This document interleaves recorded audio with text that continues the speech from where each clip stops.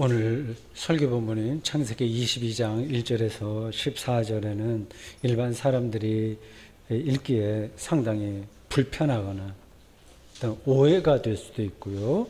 또 위험스러울 수 있는 이야기가 나옵니다. 그러니까 성경 봉독자가 읽을 때 여러분들이 느끼셨을 겁니다. 우선 저는 그 이야기의 전모를 있는 그대로 설명해 보겠습니다. 하나님이 아브라함을 시험하려고 아브라함아 불렀다는 말로 이야기가 시작됩니다. 아브라함은 내가 여기 있습니다. 손을 들었는지 아닌지는 모르겠으나 대답했어요. 하나님께서는 아브라함에게 누가 듣더라도 동의하기 어려운 명령을 내리십니다. 모리아 땅에 있는 어느 산으로 가서 네 아들 이삭을 번제로 드리라고 말이죠. 번제는 짐승의 내장은 뜯어내고 가죽 벗겨내고 그리고 하나님께 불에 태워서 드리는 제사 의식입니다. 보통 양이나 비둘기를 번제로 드립니다. 그 일을 직업적으로 하는 사람들이 제사장이었어요. 아들을 번제로 바치라는 명령을 하나님께서 내렸다는 사실은 요거 믿기 힘들어요. 믿어지나요? 더구나 아브라함이 전혀 따지지도 않고 묻지도 않고 그 명령을 그대로 수행했다는 사실이 더 이상합니다. 그런데도 이 이야기는 어떤 가치 판단 없이 감정 전혀 개입되지 않고 무심한 듯 진행됩니다. 그런 이야기가 무서운 거죠. 아브라함은 이른 아침부터 길 떠날 준비를 시작했습니다. 건강한 나귀 몇 마리를 준비했고요. 번제했을 장작도 준비했습니다. 여행을 도와줄 두 종과 자기 아들, 눈에 넣어도 아프지 않을 아들을 데리고 모리아산을 향해서 출발했습니다. 그때 아브라함의 심정이 어땠을지 본문은 역시 아무 말도 없습니다. 독자의 상상력에 맡기겠다는 뜻인가 봐요. 모리아 산 아래까지 3일이 걸렸습니다. 종들에게 여기 기다리게 내가 산에 가서 할 일이 있으니까 다 마치고 내려오겠네. 이른 뒤에 아브라함은 장작을 아들 이삭에게 자기가 짊어지지 않고요. 아들 이삭에게 짊어지게 하고 자신은 불과 칼을 들고 산으로 올라갔습니다. 칼은 아들 목을 벨 때 필요하고 불은 장작에 불을 붙일 때 필요합니다. 여기서 불은 불씨를 가리키겠죠. 2500년, 3000년 전 시대를 상상하고 이 문장을 생각해 보십시오. 불과 칼은 고대인들의 생존 필수품이면서 인류 문명의 토대입니다. 동시에 불과 칼은 인간을 파멸하는 무기이기도 합니다. 불과 칼을 상징으로 하는 인간 과학은 불과 칼 문명 과학이죠. 양면성이 이렇게 있는 거예요. 생명을 풍요롭게도 하고 거꾸로 파괴하기도 합니다. 소중하기도 하고 위험하기도 한 불과 칼이 지금 아브라함의 손에 들려 있습니다. 그리고 산으로 올라갑니다. 지금껏 말 한마디 없이 장작을 지고 산을 오르던 이삭이 아버지 아브라함을 부릅니다. 아브라함은 하나님이 자기를 불렀을 때와 똑같이 대답합니다. 내가 여기 있다. 영어 성경에 Here am I 이렇게 되어 있어요.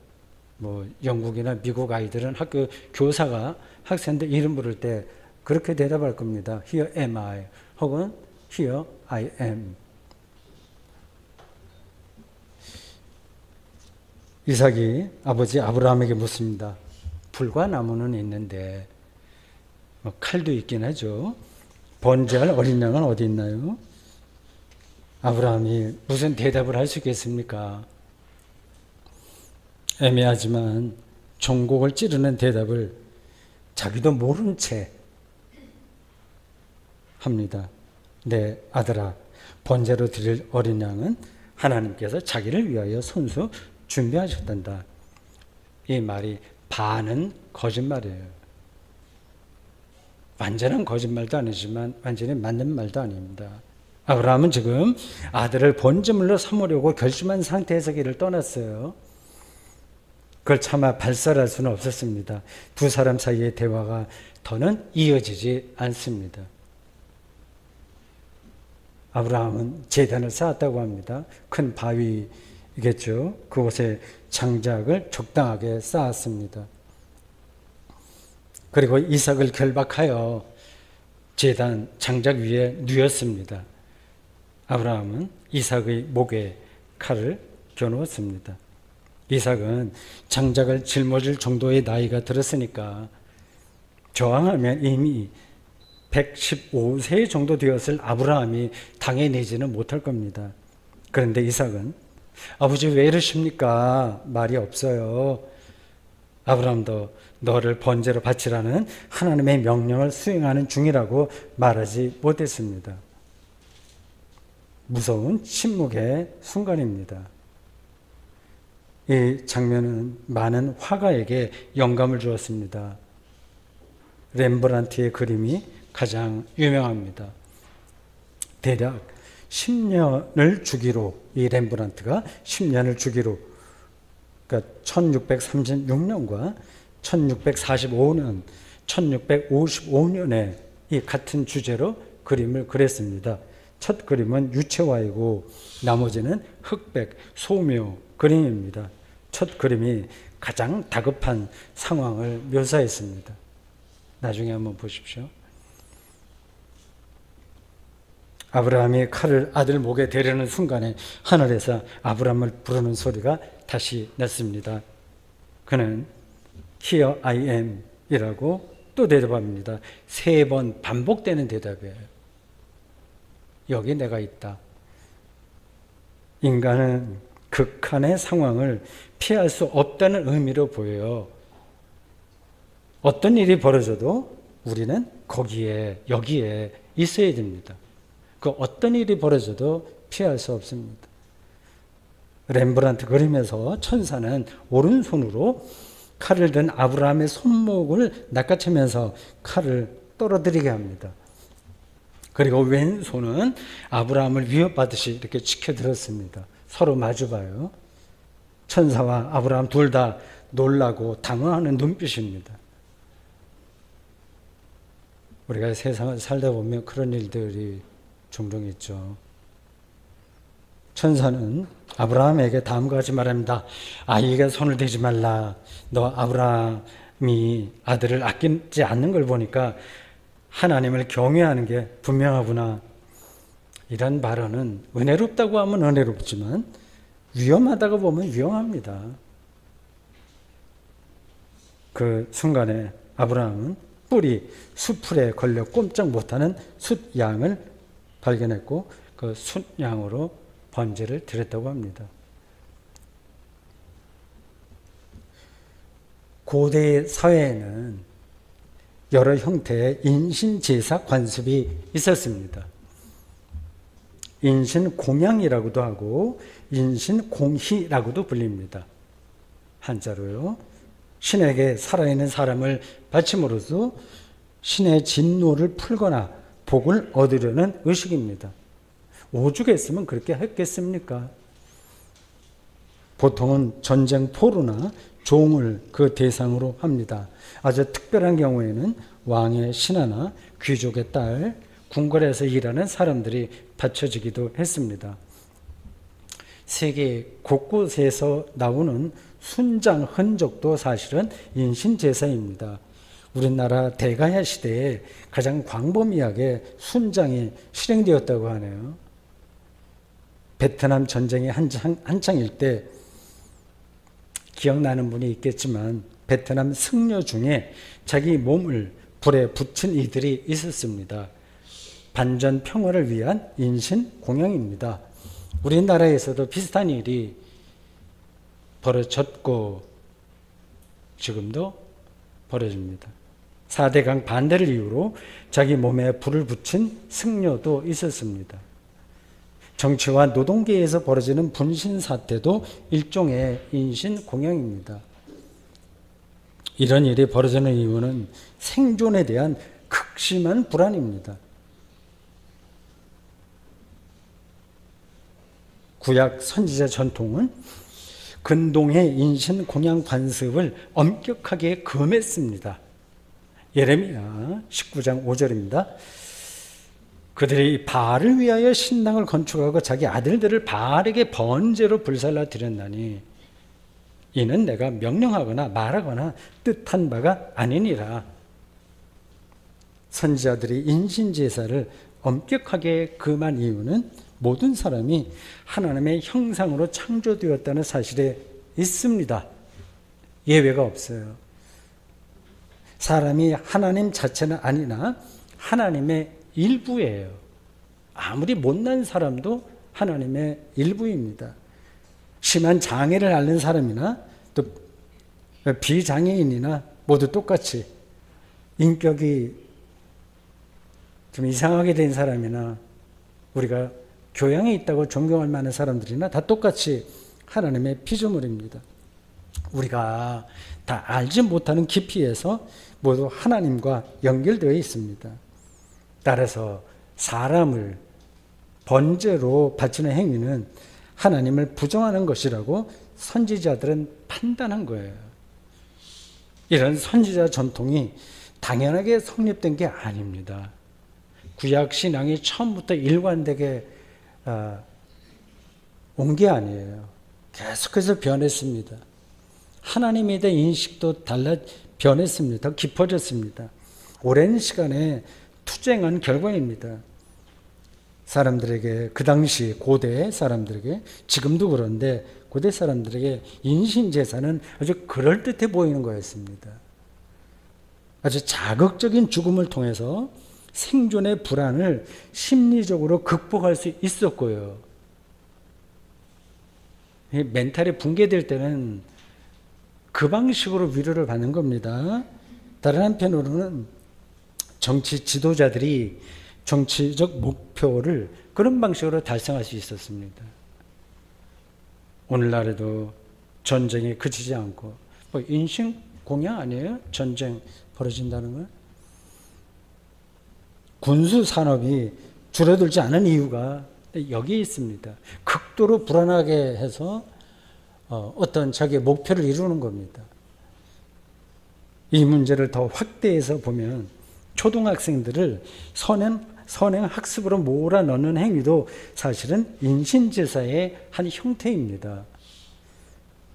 아주 자극적인 방식으로, 그 자극적인 거 아니에요? 생존의 불안을 극복하려는 시도니까요. 생존에 대한 불안이 없다면 우리 아이들을 그래 앞으로 그래 선행학습 하지 않아도 행복하게 잘 살 거야. 그런 불안이 없다면 아이들을 그런 대로 몰아넣겠습니까?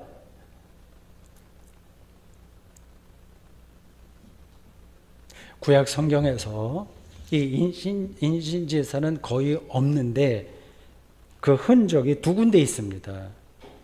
하나는 바로 우리가 읽은 아브라함의 이삭 번제 이야기고, 다른 하나는 선지자 입다의 딸에 대한 이야기입니다.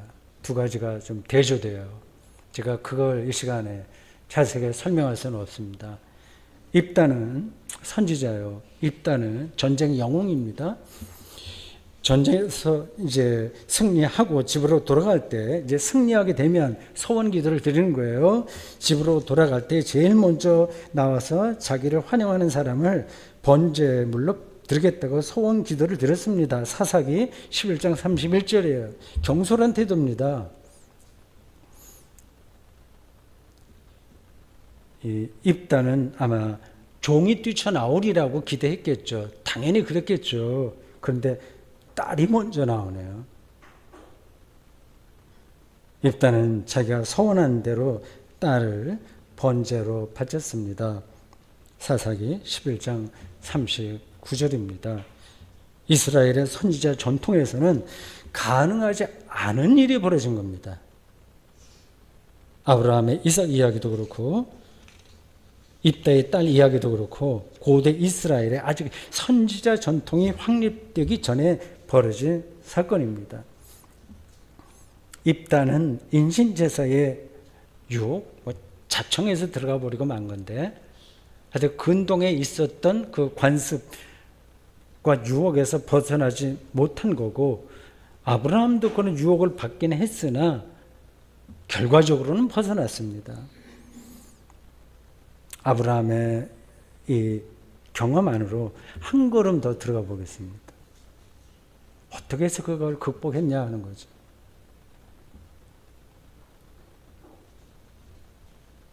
하나님께서 아브라함을 시험하려고 내 아들아,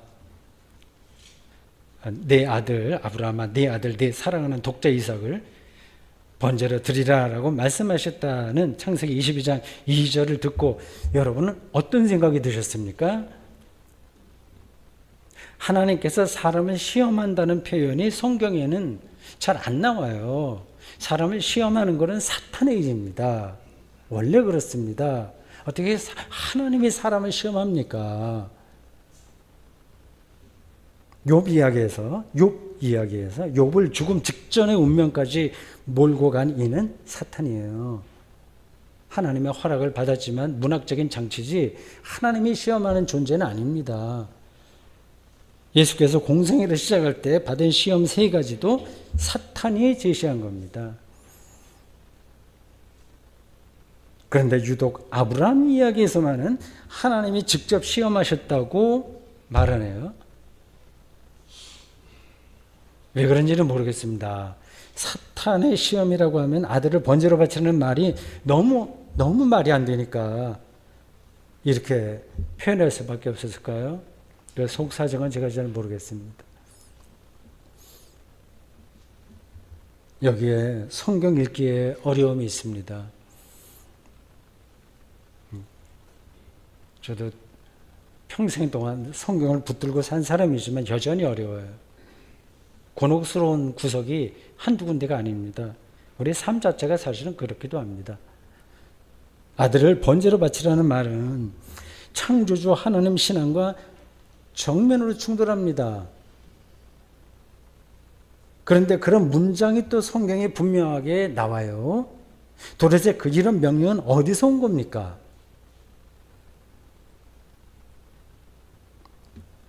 오늘 성경 본문은 하나님이 그렇게 아브라함을 불러서 말씀했다고 하지만 하나님이 입이 있어요? 뭐가 있어요? 아브라함에게 그렇게 들리도록 말을 하겠습니까? 그건 가능하지 않은 이야기예요. 문학적인 표현입니다. 하나님의 말씀은 우리가 귀로 듣거나 눈으로 볼 수 있는 방식으로 오지 않습니다. 그래서 하나님의 말씀을 오해하는 일이 자주 벌어지는 거예요. 선지자들마저도 하나님 말씀을 서로 반대로 전했습니다. 예레미야와 하나니아의 논쟁 아시죠? 똑같은 현상 앞에서 반대로 얘기해요. 신학에서도 율법에 관한 바울의 관점과 야고보의 관점이 달랐습니다. 누가 더 옳은가요? 바울은 베드로를 위선자라고 책망했어요. 갈라디아서 2장 11절 이하입니다. 바울이 잘한 거예요? 베드로가 정말 위선자예요?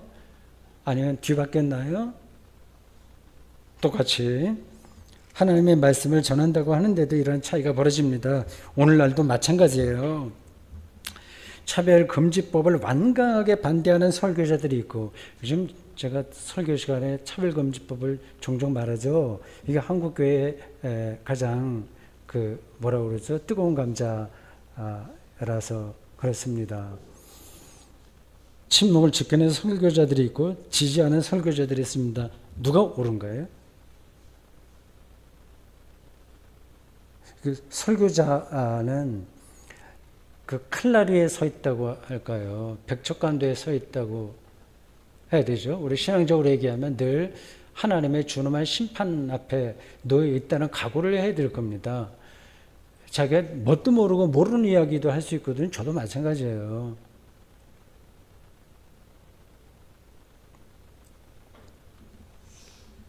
지금 아브라함은 하나님 말씀이 아니라 혹시 사탄의 말을 들은 건 아닐까요?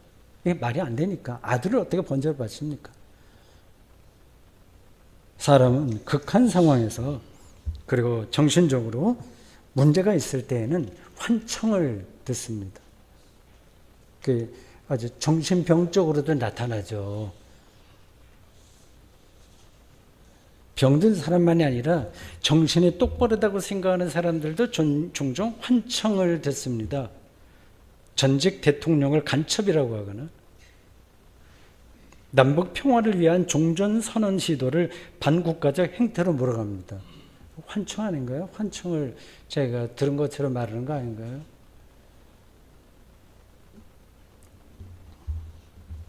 이삭은 아브라함이 100세에 사라가 90세에 거의 생리적으로는 아기를 낳을 수 없는 나이에 얻은 특별한 아들이었습니다. 사라의 몸종인 하갈을 통해서 얻은 이스마엘 서자조를 만족하려고 했습니다. 이삭은 그야말로 아브라함에게 자기 생명보다 더 소중했어요.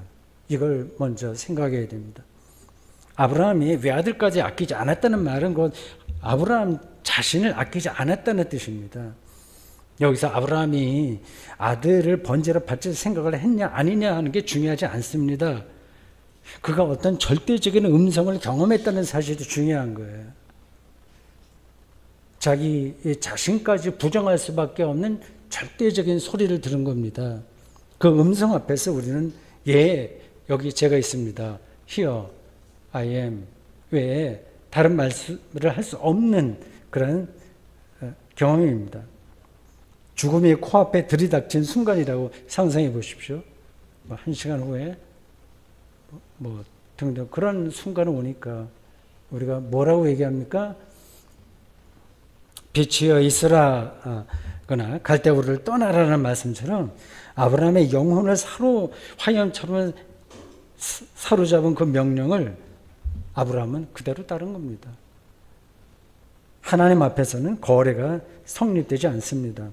100년도 채 살지 못하는 인간이 알파와 오메가이신 하나님과 어떻게 거래할 수 있겠습니까?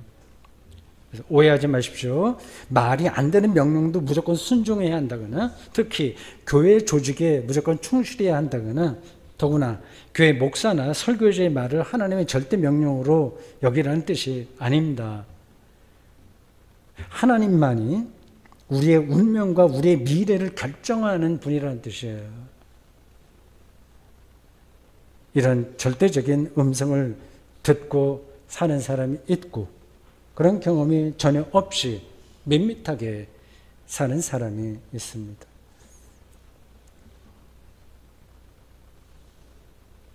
아브라함은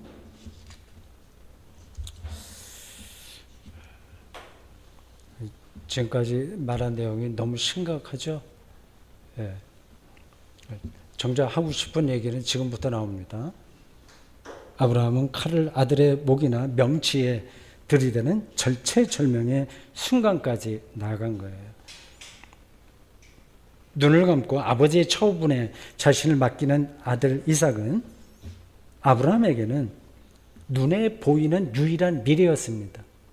이삭이 눈에 보이는 유일한 미래. 그는 자신의 미래를 완전히 포기하는 그 순간까지 밀고 나간 거예요. 이게 우리 일상생활과는 좀 거리가 먼 이야기처럼 들릴지 모르겠습니다. 우리는 일상에서 벌어지는 가시적인 미래만을 아시죠? 이런 것들만을 차곡차곡 쌓고 그것만을 현실로 느끼면서 사니까요. 그걸 포기하면 삶 자체가 무너진다고 생각합니다. 불안한 거죠.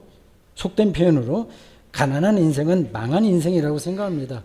그래서 몸은 죽여도 영혼은 죽이지 못하는 자들을 두려워하지 말라는 주님의 말씀을 건성으로 우리가 듣고 살고 있지 않습니까?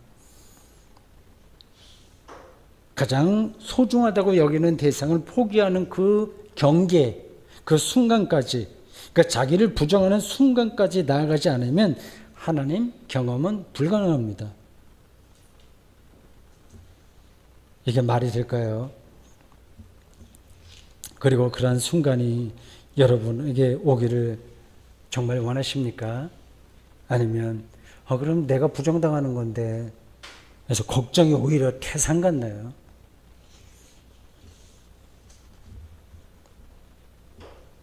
아브라함은 바로 그 순간에 눈을 들어서 살폈어요. 숫양이 눈에 들어왔습니다. 일종의 개안이에요. 눈이 열린 거예요. 그 양은 뿔이 수풀에 걸려서 꼼짝 못하고 거기 있었다고 하네요. 숫양은 번제 안성맞춤입니다. 아브라함이 아들 이삭을 번제로 드리기 전서부터 숫양이 거기 묶여 있었는지, 없었는데 하나님이 갖다 놨는지, 길을 잃은 숫양이 그 근처를 어슬렁거리다가 이 아브라함의 이상한 행동을 보고 놀라서 도망가다가 그 수풀에 걸렸는지 그건 모릅니다. 아브라함은 처음에 숫양을 보지 못하다가 어떤 결정적인 순간에 이르니까 보인 거예요. 저는 아브라함의 숫양을 보지 못했다고 하더라도 아들 이삭을 실제로 죽이지는 않았을 것으로 생각합니다. 그런 유혹을 받기는 했으나 마지막 순간에는 돌이켰을 겁니다. 아브라함이 말이죠. 그는 입다와는 다른 사람이었어요. 입다는 전쟁 영웅이지만 아브라함은 믿음의 표상이었거든요.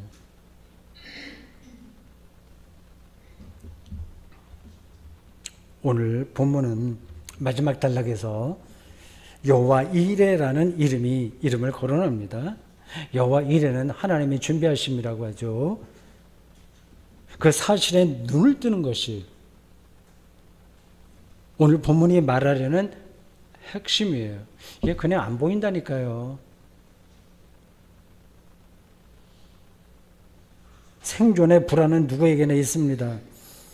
작은 일상에서 시작해서 교회 공동체와 인류의 미래에 관해서 모두 생존과 실존의 불안을 경험합니다.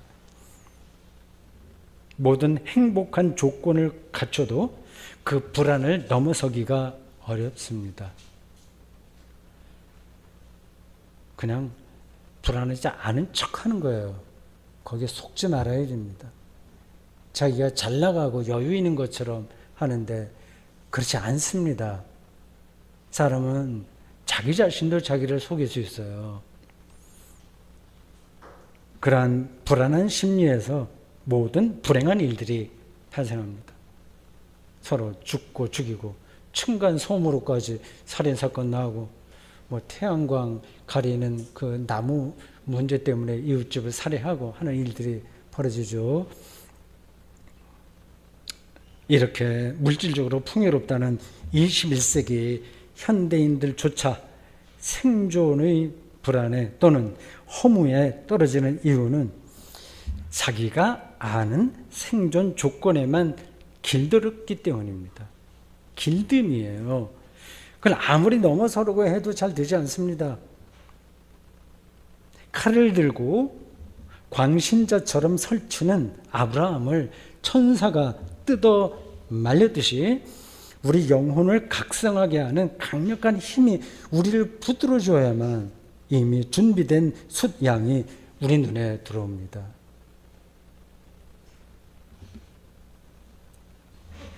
우리의 일상에서 숫양이 무엇인지 제가 일일이 설명하지 않아도 여러분들 다 아실 겁니다. 생존에 필요한 것은 다 주어졌어요. 그렇죠? 먹고 마시고 자고 숨쉬고 주어졌어요. 다만 우리의 자존심이나 허영을 자극하는 그 이외의 것들이 부족할 것뿐입니다. 그 이외의 것들이 부족할 뿐이에요. 우리 교회가 아주 작으나 그래도 우리가 모든 것이 아주 큰 교회에 비해서 볼 때 아주 작으나 교회로서의 생존에 필요한 면모를 다 갖췄어요. 캐리그마가 있죠. 코이노니아가 있죠. 디아코니아, 디다케.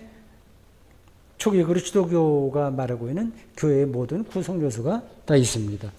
영혼의 눈이 밝은 사람은 칼과 불이 가리키는 그 절체절명의 순간에 밀착해서 살아가기에 하나님께서 어떻게 자신의 삶을 준비시켜 주시는지를 실감합니다. 그런 순간의 절정은 예수 그리스도의 십자가와 십자가 죽음과 부활입니다. 십자가와 부활 안에서, 즉 아무도 피하지 못할 죽음을 매 순간 직면하고 새로운 생명 안에서 예수 그리스도와 하나 된 사람은, 이런 표현이 그냥 겉돌지 않기를 정말 바라는데, 오늘날에도 여전히 광기처럼 우리의 삶을 구석구석 지배하는 인신제사의 유혹에서 벗어날 겁니다. 아멘.